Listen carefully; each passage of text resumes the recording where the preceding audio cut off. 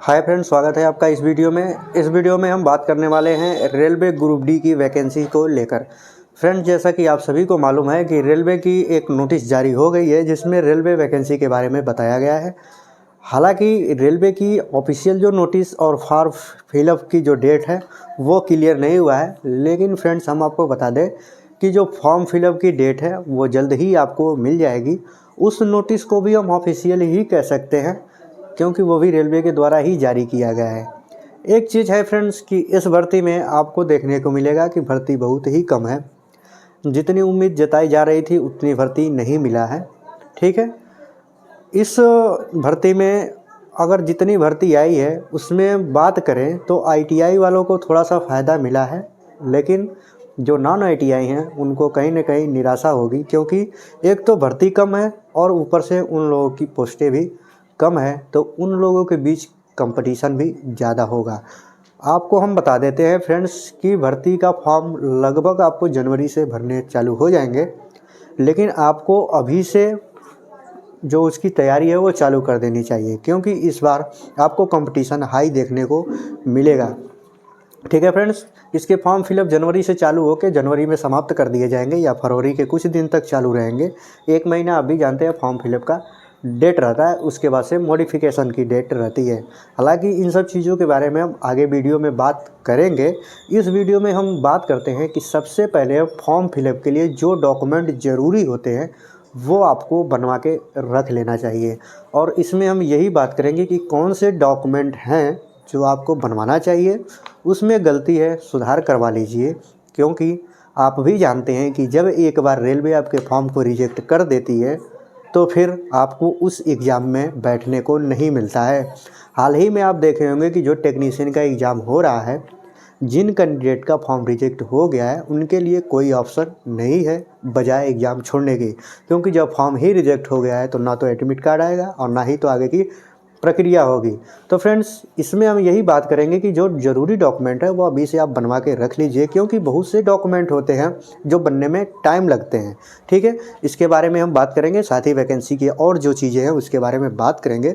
आपसे रिक्वेस्ट है कि आप इस वीडियो को पूरा शुरू से लेकर लास्ट तक देखिए। वीडियो अच्छा लगता है तो प्लीज़ वीडियो को लाइक करिए, अपने दोस्तों के साथ शेयर करिए और चैनल को सब्सक्राइब करिए। चलिए एक एक करके देखते हैं क्या चीज़ें इस वीडियो में है। आप देखेंगे रेलवे ग्रुप डी वैकेंसी, इसके बारे में हम बात करने वाले हैं। पहला है कौन कौन से डॉक्यूमेंट ज़रूरी है। सबसे मेन बात यही है, और इस वीडियो को बनाने का मेरा जो मेन मकसद है यही है कि आप लोगों तक ये जानकारी पहुँचे कि इसमें कौन से डॉक्यूमेंट है जो बेहद ज़रूरी है। ठीक है फ्रेंड्स, सबसे पहले अगर हम बात करें ज़रूरी डॉक्यूमेंट की, आपको मालूम है ये भर्ती जो होती है 10th लेवल की होती है। 10th लेवल के साथ ITI NSE ये सब चीज़ें होती हैं, लेकिन अगर इसका बेस्ट पॉइंट मांगें तो वो होता है 10th। ठीक है, तो सबसे पहले जो 10th की मार्कशीट होती है वो ज़रूरी होती है। ठीक है फ्रेंड्स, ये चीज़ें आप समझेंगे। दूसरे नंबर पे अगर हम बात करें, आपके पास ITI है तो ITI की सर्टिफिकेट ज़रूरी होती है। ठीक है फ्रेंड्स, ITI की सर्टिफिकेट भी इसमें ज़रूरी है, या जो एक्ट अप्रेंटिसशिप होता है NSE वो भी ज़रूरी है। ये दो डॉक्यूमेंट के बारे में हमने बात कर लिया। तीसरी डॉक्यूमेंट जो है सबसे ज़रूरी चीज़ ये भी है, वो है आधार कार्ड। ठीक है, आधार कार्ड भी इसमें बहुत ज़रूरी और एक डॉक्यूमेंट होता है, क्योंकि आपको मालूम है कि अब रेलवे जो है वो आपके थंबनेल से वेरिफिकेशन करवाती है, जिसके लिए आधार कार्ड का होना बहुत ज़रूरी है। उसके बाद से आपको बात करते हैं, जो अगला डॉक्यूमेंट है वह है कास्ट सर्टिफिकेट, यानी कि जाति प्रमाण पत्र। ये उन लोगों के लिए है जो किसी कम्युनिटी में छूट चाहते हैं, जैसे ST SC OBC EWS, इनके लिए जाति प्रमाण पत्र भी बहुत ज़रूरी डॉक्यूमेंट होती है, क्योंकि इसके बिना आपको कोई भी छूट मिलने वाला नहीं है। तो ये भी जो ऐसे कम्युनिटी हैं उनके लिए बहुत ज़रूरी डॉक्यूमेंट है, इस चीज़ को आप ध्यान में रखिएगा। अगले अगर हम बात करें तो वो होती है फ़ोटो। ठीक है फ्रेंड्स, आप अपना फ़ोटो तैयार रखेंगे। अगला जो है वो आपके हस्ताक्षर अपलोड करने की बात होती है। ठीक है ना, इस चीज़ को आप ध्यान रखेंगे, और अपना mobile number personal mobile number, उसके बाद से आपके साथ में जो चीज़ होती है ईमेल होती है। ठीक है फ्रेंड्स, इस चीज़ को आप ध्यान में रखेंगे। जिन भी कैंडिडेट के पास अगर अपना ईमेल आईडी नहीं है तो आप खुद का अपना एक ईमेल आईडी क्रिएट करवा लीजिए। ठीक है फ्रेंड्स, उम्मीद है ये बातें आपको समझ में आई होगी। और एक बेहद ज़रूरी जो चीज़ है वो होती है बैंक अकाउंट। ठीक है फ्रेंड्स, अगर वैसे तो हमको नहीं लगता है कि किसी के पास बैंक अकाउंट नहीं होगा, लेकिन अगर आपके पास नहीं है तो आपसे हम बता देते हैं, अभी आप एक बैंक अकाउंट खुलवा के रख लीजिए। ठीक है, सेविंग बैंक अकाउंट, ये भी आपको काम आने वाला है। ठीक है, बात करते हैं किस डॉक्यूमेंट में गलती हो तो आपको सुधार कर लेनी चाहिए। ठीक है फ्रेंड्स, क्योंकि गलती के कारण फॉर्म रिजेक्ट हो सकते हैं, और अगर रिजेक्ट नहीं हुआ तो लास्ट में जाके आपको दिक्कत होता है। फ्रेंड्स, हम बताएंगे आपको कि जब हम ये चीज़ें बताते हैं, हम ही नहीं कोई भी लोग बताते हैं, तो बहुत से कैंडिडेट का कमेंट आता है कि जो डीबी के समय होने वाली बातें हैं वो हमें आप अभी क्यों बता रहे हैं, पता नहीं हमारा एग्ज़ाम निकलेगा हम डीबी तक पहुंचेंगे या नहीं। तो फ्रेंड्स, जिन लोगों ने ये ठान ही लिया है कि हमें डीबी तक नहीं पहुंचना है, वो तो फिर कुछ भी कर सकते हैं, कोई भी डॉक्यूमेंट लगा सकते हैं।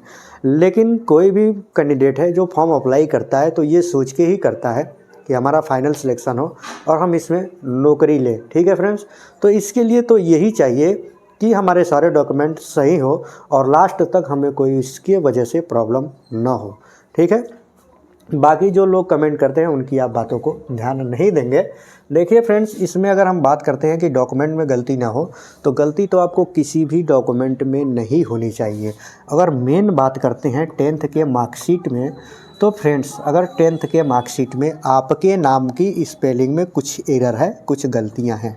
ठीक है, आपके फादर के स्पेलिंग में गलती है।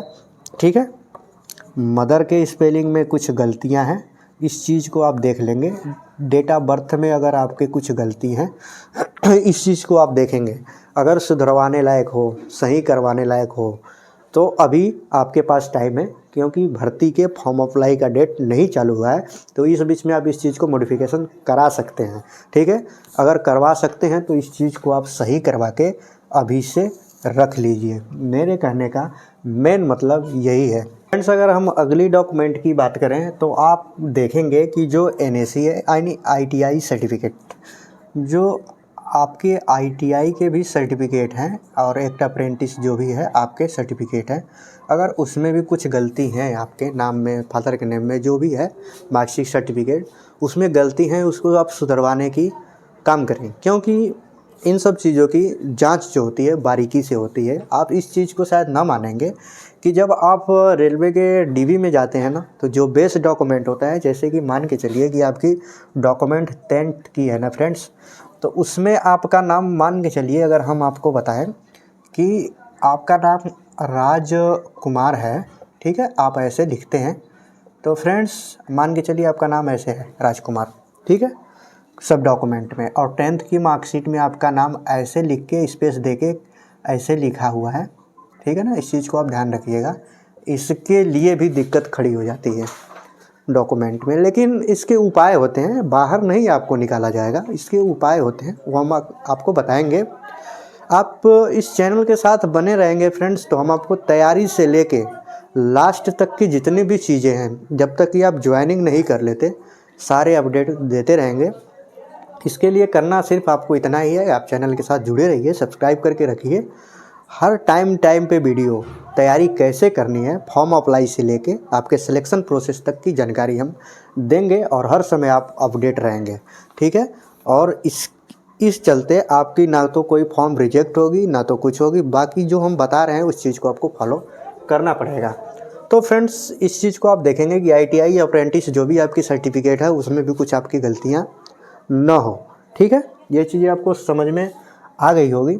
अगला बात करते हैं आधार कार्ड। ठीक है, आपके आधार कार्ड जो है इसमें भी अगर कुछ नाम में गलती है, अब उसको देखना कैसे है। मान के चलिए कि आपके 10th के मार्कशीट का सब चीज़ सही है और आधार जो है उससे उसमें मिसमैच है, तो आप 10th के मार्कशीट के बेस पे आधार को सही करवा लीजिए, तब आपके आधार और 10th के मार्कशीट में सेम डाटा हो जाएंगे।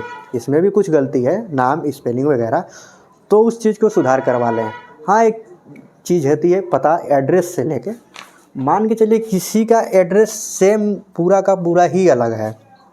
मान के चलिए कि आप किसी डिस्ट्रिक्ट में रहते हैं और वहाँ पे एक गांव है, वहाँ रहते हैं, लेकिन आपके आधार कार्ड पे वहाँ का कुछ पता है ही नहीं, दूसरे जगह का है। ठीक है, तो उस चीज़ को आप चेंज करवा लीजिए पता।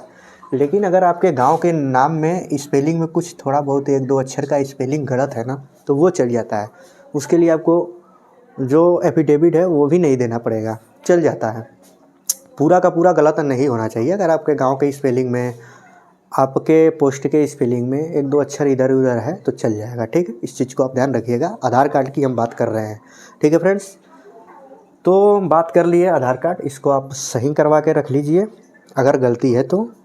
अगले चीज़ें हम आपको बताए ही हैं कि कास्ट सर्टिफिकेट, अगर आप कम्युनिटी वाइज से छूट लेना चाहते हैं तो आप इसको भी सही करा के रख लें, क्योंकि इसी के आधार पे आपको छूट मिलेगी। इसमें आपको सेंट्रल की कास्ट सर्टिफिकेट लगेगी। हम जाति प्रमाण पत्र जो है वो कैसे बनेगा, किस कम्युनिटी का कैसे बनेगा, उसके बारे में एक अगले वीडियो में आपको अच्छी तरह से बता देंगे। तो आप उसी के आधार पे अपने कास्ट सर्टिफिकेट को बनवा के रख लीजिएगा। ठीक है फ्रेंड्स, बात करते हैं कि जाति प्रमाण पत्र किसको बनवा लेना चाहिए। बहुत से कैंडिडेट हैं जिनके पास जाति प्रमाण पत्र है। ठीक है, उसमें भी कुछ लिमिट होती है जाति प्रमाण पत्र की। ओबीसी की लगभग जो होती है फ्रेंड्स, कास्ट सर्टिफिकेट की लिमिट 3 ईयर की लगभग होती है। ठीक है ना। तो SC ST की अगर हम बात करें तो SC ST की वैसे तो मानी जाती है कि लाइफ टाइम तक है इसकी वैलिडिटी, लेकिन फिर भी अगर आपका ज़्यादा पुराना हुआ है, मान के चलिए कि आपके कास्ट सर्टिफिकेट 2018 के हैं, 17 के हैं, 15 के हैं, तो अभी तो बहुत टाइम है। आप कोशिश करके इस चीज़ को बनवा लेंगे तो रीन्यू आपका रहेगा, नया रहेगा। ठीक है, मेरे कहने का मतलब ये है कि बाद में कोई ऑब्जेक्शन ना हो। ठीक है फ्रेंड्स, आपकी अगर SC ST हैं, आपके कास्ट सर्टिफिकेट पुराना है, 5-6 साल पुराना है, तो बनवाने में क्या जाता है, उसको बनवा लीजिए। जब नहीं बन पाएगा तो वो तो है ही, लेकिन अगर बन जाता है तो आप नए सिरे से अपडेट रहेंगे, फिर आपको कोई भी चीज़ सोचने की ज़रूरत नहीं होगी। और बनवाएंगे आप तो सेंट्रल का ही बनवाएंगे, इस चीज़ को आप ध्यान रखिएगा। और OBC के लिए 3 इयर्स की वैलिडिटी है, आप इसको भी ध्यान में रखेंगे। 3 ईयर से पुराना है तो आप बनवा के रख लेंगे। ठीक है फ्रेंड्स, ये तो हो गई सब चीज़ें बातें। उम्मीद है कि हमने जो चीज़ बताई है वो इसमें आपको समझ में आ गया होगा। बात करते हैं जो वैकेंसी आने वाली है, जिसका नोटिस लगभग तो आ ही गया है, वो 32,438 है। कम से कम रेलवे को वैकेंसी 50,000 के प्लस तो देना ही चाहिए था, लेकिन उसने ऐसा नहीं किया। 32,000 समथिंग भी वैकेंसी उसने दिया है। ठीक है फ्रेंड्स, तो ये तो कहीं ना कहीं ही गलत है। उसके बाद आप देखेंगे कि जो नॉन ITI हैं उनके पास 5,000 के लगभग ही सीटें हैं। बाकी जो 27,000 के आसपास जो सीटें हैं वो ITI वाले के पास है। तो फ्रेंड्स, इतने में तो अगर इतनी ही वैकेंसी है तो इसमें ITI वालों का तो लगभग सही है। ठीक है, लेकिन जो नॉन ITI हैं, अब बताइए पूरे भारत में 5,000 वैकेंसी, वो भी जो आपको बता दें कि जो नॉन ITI के लिए पोस्ट है ना, वो पॉइंट्समैन की होती है। ये आपको हम पहले भी वीडियो में बताए थे कि जिनके पास ITI है उनको कौन सी पोस्ट के लिए एलिजिबिलिटी होगी, जिनके पास नहीं है कौन सी पोस्ट के लिए एलिजिबिलिटी होती है। पॉइंट्समैन जो होता है ना, जो गाड़ियों की शंटिंग करते हैं, जोड़ते हैं, हटाते हैं, आप देखे होंगे, वो पोस्ट होती है पॉइंट्समैन की। अच्छी पोस्ट है, वह इनके लिए है। इसमें भी आप एक चीज़ देखेंगे कि जिस भी कैंडिडेट का मेडिकल स्टैंडर्ड अगर ख़राब होगा ना, और वो 10th से पढ़ा होगा, ITI नहीं किया होगा, तो आप ग्रुप D की भर्ती को भी भूल जाइए। कारण आपको हम खुद बता देते हैं कि जो ये पॉइंट्समैन होता है ना फ्रेंड्स, इसमें A2 मेडिकल स्टैंडर्ड मांगा जाता है। ठीक है, पॉइंट्समैन में A2 मेडिकल स्टैंडर्ड मांगा जाता है। इस चीज़ के बारे में हम विस्तृत जानकारी पिछले वीडियो में भी दिए हैं, आगे आने वाले वीडियो में आपको देंगे। जब फाइनल इसका नोटिफिकेशन और ऑनलाइन डेट जारी हो जाएगा, फिर आपको बताएंगे कि किन किन कैंडिडेट को ये 10th की भर्ती होने के बाद भी निराशा हो सकती है। ठीक है फ्रेंड्स, इस वीडियो में इतना ही, मिलते हैं अगले वीडियो में। तब तक के लिए धन्यवाद।